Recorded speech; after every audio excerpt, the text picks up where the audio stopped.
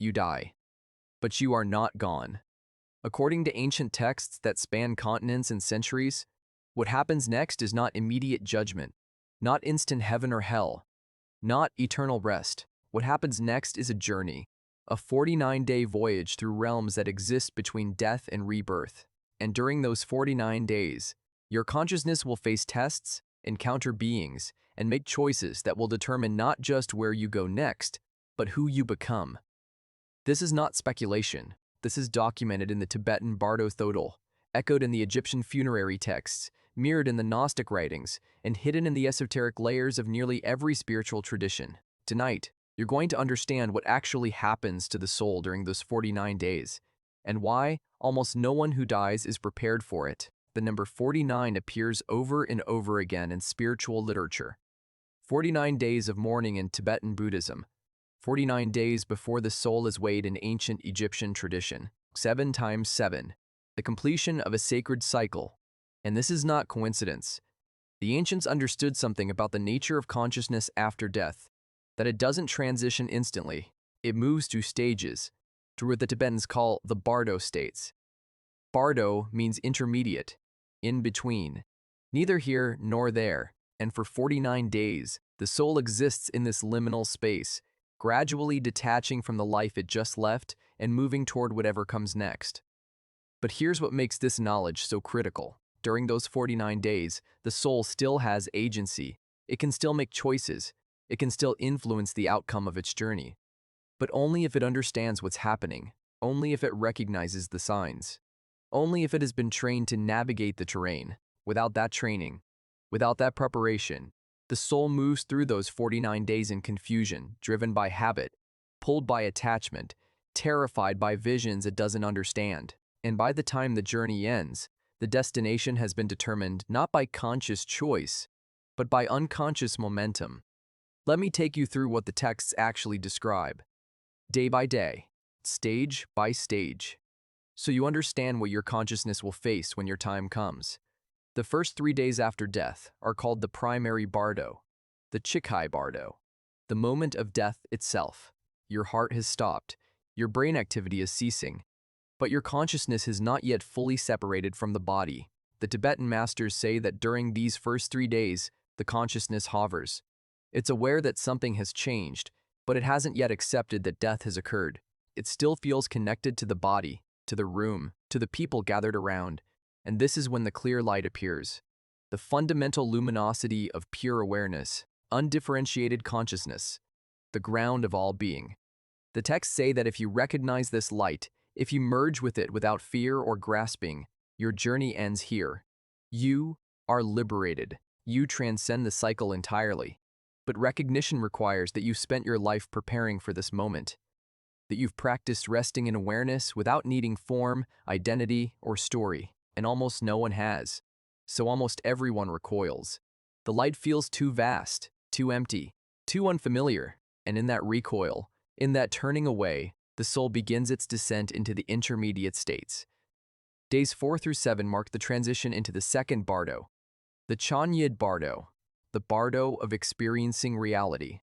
And this is where things become intense. The consciousness, having rejected the clear light, now begins to experience the contents of its own mind as external reality. Everything you believed, everything you feared, everything you desired, everything you suppressed begins to manifest as visions, as beings, as entire landscapes.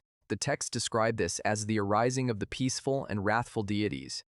42 peaceful deities appear first, one each day, radiating specific qualities: compassion, wisdom, power, beauty. They are luminous, magnificent, overwhelming, and they call to you. The texts say these are not separate beings. They are aspects of your own enlightened nature, potentials you carried but never fully embodied.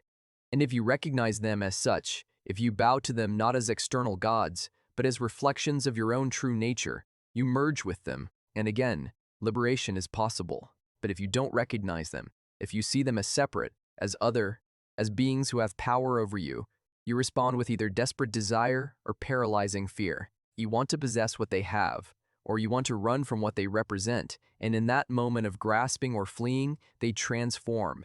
The peaceful deities become wrathful. Their faces contort, their bodies expand into terrifying forms. Flames erupt around them. They wield weapons. They drink blood from skull cups, and your consciousness, now convinced it is under attack, descends deeper into panic. This is the profound psychological insight encoded in these texts, that the divine and the demonic are not separate forces. They are the same energy perceived through different states of consciousness. Approach them with recognition and surrender. They are doors to liberation. Approach them with fear and attachment. They become obstacles and tormentors. And this principle doesn't just apply after death. It's active in life. Right now.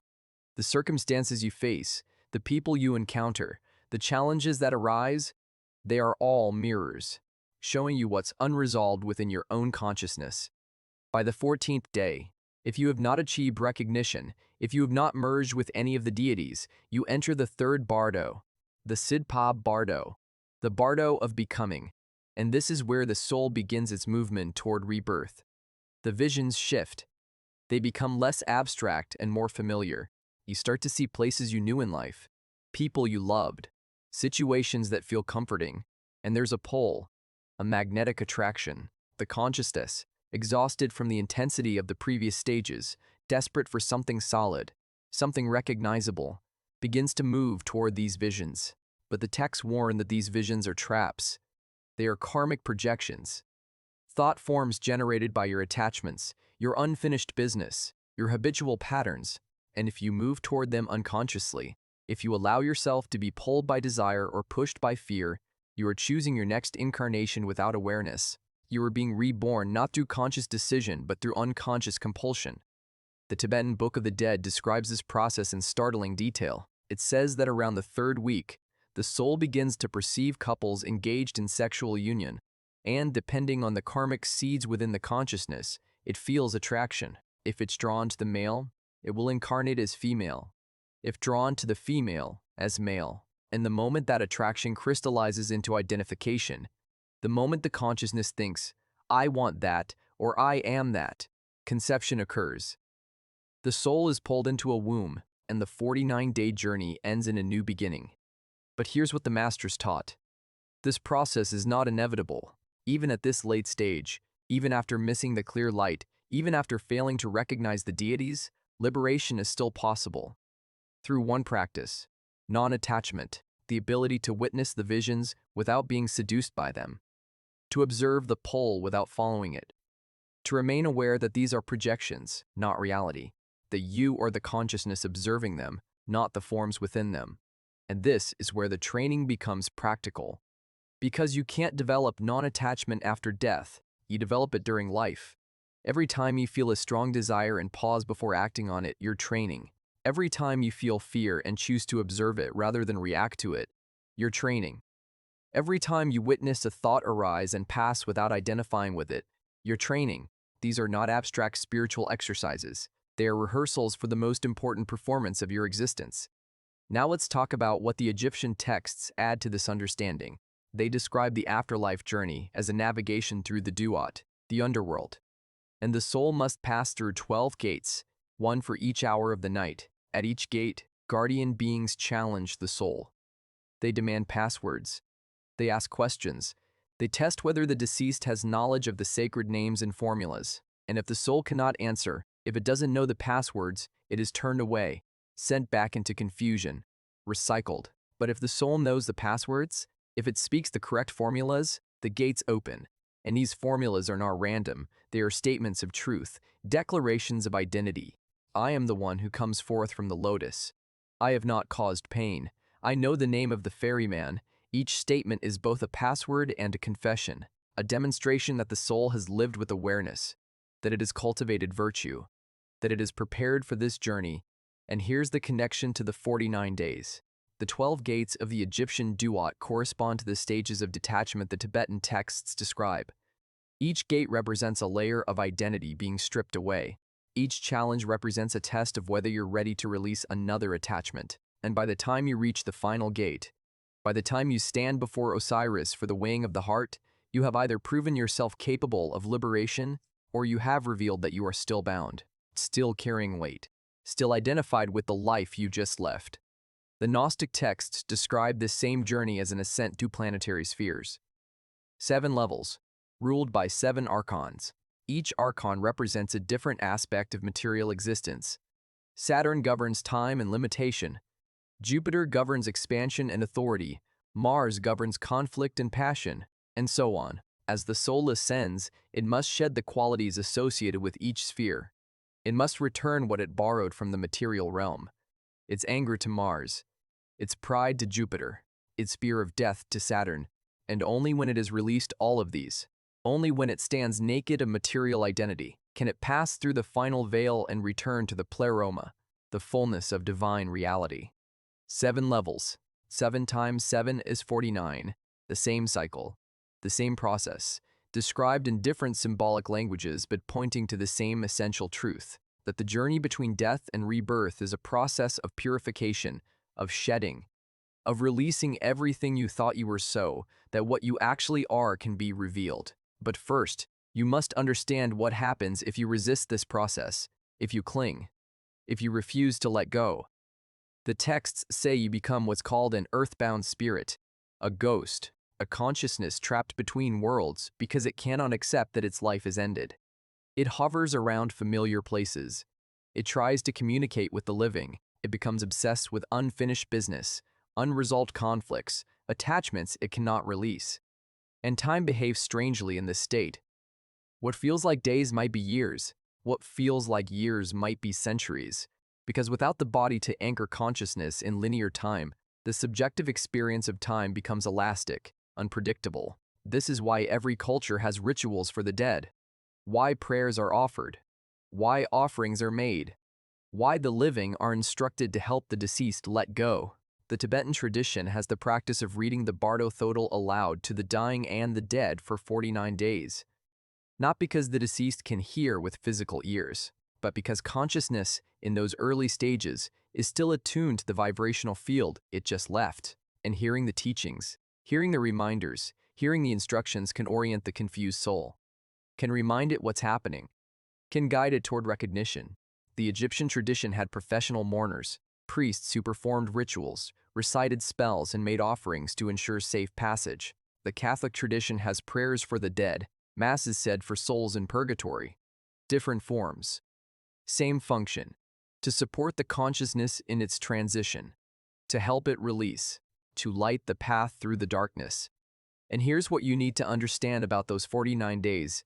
They are not passive. The soul is not waiting. It is actively processing, actively confronting, actively choosing, even if those choices are unconscious. Every attachment it clings to becomes a weight. Every fear it refuses to face becomes a demon. Every unresolved trauma becomes a landscape it must traverse. And the quality of that journey, the difficulty or ease of it, is determined entirely by the quality of consciousness that was cultivated during life. If you lived with awareness, with integrity, with compassion, with the practice of letting go, the 49 days will be a process of natural unfolding. The layers will shed easily. The visions will be recognized as projections. The pull toward rebirth will be gentle, conscious, and chosen. But if you lived in denial, in avoidance, in attachment, in fear, the 49 days will be chaotic, terrifying, confusing. And the rebirth that follows will not be chosen. It will be compelled, driven by the unresolved momentum of the life you just left. Now here's the practice the masters gave for preparing. It's called Fawa, transference of consciousness. It's a meditation technique practiced during life that trains you to direct your awareness at the moment of death. You visualize your consciousness as a sphere of light in your heart. You visualize a channel running from your heart through the crown of your head, and you practice shooting that sphere of light up through the channel and out through the crown, where it merges with the vast space of awareness above you. This is rehearsal. You're training your consciousness to exit through the crown, which the texts say leads to the highest realms, the realms of liberation. You're familiarizing yourself with the sensation of releasing the body while maintaining awareness. You're building the neural, or rather the subtle body pathways that will activate automatically when death actually comes. And practitioners who master this technique are said to die consciously. They know the moment is coming. They assume the posture, they perform the practice, and they exit the body with full awareness, ready to recognize the clear light the instant it appears. But you don't have to master Fawa to benefit from understanding the 49-day journey. Just knowing it exists changes everything. Because it means death is not the end of agency. It's not the moment where everything is decided by forces outside your control. You still have 49 days to make choices, to recognize, to release, to navigate consciously, and that knowledge alone reduces fear, because fear comes from feeling helpless, from believing you're at the mercy of cosmic forces you don't understand. But once you know the map, once you understand the stages, once you recognize the process, fear transforms into preparation. And preparation looks like this. You practice meditation, not to achieve some blissful state, but to become familiar with the nature of your own mind, to observe how thoughts arise and pass, to notice how emotions come and go, to recognize that awareness itself never changes even though everything it perceives is constantly changing. And that recognition, that direct experience of awareness as your fundamental nature, is the key to navigating the Bardo states. You also practice conscious living. You resolve conflicts before they harden into resentments. You forgive before grudges become identity. You release attachments before they become chains. You speak truth before lies become your foundation. Because every unresolved issue, every attachment, every lie you tell yourself becomes baggage you carry into death. And the lighter you are when you die, the freer your journey will be. The texts also emphasize the importance of virtue, not as moral superiority, but as a practical strategy, because consciousness moves toward resonance. If you've cultivated compassion, you'll resonate with the realms of compassion. If you cultivated wisdom, you'll resonate with the realms of wisdom. If you've cultivated greed, anger, or ignorance, you'll resonate with the realms that reflect those qualities. This is not punishment. This is physics. Energy moves toward like energy, and the 49 days are when that resonance determines your trajectory. By around day 40, the soul's attachment to its previous life begins to fade. Memory becomes less clear, identity becomes less solid, and the pull toward a new birth becomes almost irresistible. The texts say this is the final window. If you haven't achieved liberation by now, if you haven't recognized the projections, if you haven't maintained awareness, you will be reborn. And the realm of that rebirth, the circumstances of that new life, are determined by the karmic momentum you've accumulated. But here's the hidden teaching. Rebirth is not failure. It's continuation, another chance, another opportunity to awaken. And the fact that you're hearing this now, the fact that something in you resonates with this knowledge, suggests that in previous journeys through the 49 days, your consciousness chose well. It moved toward wisdom rather than away from it. It selected circumstances that would support awakening rather than deeper sleep, and that same intelligence is available to you now. In this life, before death comes, in the coming nights, you're going to notice something. Your dreams will become more vivid, more symbolic. Because dreams are training grounds for the Bardo. Every night when you sleep, your consciousness separates from sensory input and enters a realm of mental projection. And if you can learn to recognize that you're dreaming while you're in the dream, if you can become lucid, you're developing the exact skill you'll need during the 49 days. The ability to know that what you're experiencing is a projection of your own mind, not external reality. And that knowing gives you power. The power to navigate. The power to choose. The power to wake up. Those who understand the 49-day journey don't fear death. They prepare for it. They see it as the ultimate adventure, the ultimate test of everything they've practiced. And they know that those 49 days are not a punishment or a trial. They're an opportunity. A chance to see reality without the filters of the physical body. A chance to confront everything you've avoided. A chance to release everything that binds you. A chance to remember what you've always been beneath the layers of identity and story. And when you understand that, when you truly grasp it, your entire relationship with life changes. You stop accumulating. You start releasing. You stop performing. You start being. You stop seeking validation from external sources. You start resting in the awareness that never needs validation because it's the source from which everything arises. The 49 days are coming, for all of us. Not as a threat, as a promise. That death is not the end of consciousness. That you will have time to recognize, to choose, to navigate. That liberation is possible even after the body falls away. But only if you prepare. Only if you train. Only if you understand what's waiting on the other side of that final breath. If you feel the weight of this truth, if something ancient in you recognizes it, leave a comment with the words, "I walk the path consciously," not as a wish, as a commitment, as a declaration that you're done living on autopilot. And if you want to go deeper, to learn the actual practices that prepare consciousness for this journey, subscribe, because what comes next will show you techniques the masters used, meditations they practiced, maps they followed, and none of it is beyond your reach. You have this life to prepare for those 49 days. Don't waste it. Don't spend it distracted, accumulating things you can't take with you, defending an identity that will dissolve the moment your heart stops. Spend it awakening. Spend it practicing. Spend it becoming the kind of consciousness that can navigate any realm, recognize any projection, and choose liberation when the moment arrives. The journey is already mapped. The teachings already exist. The only question is whether you'll use them.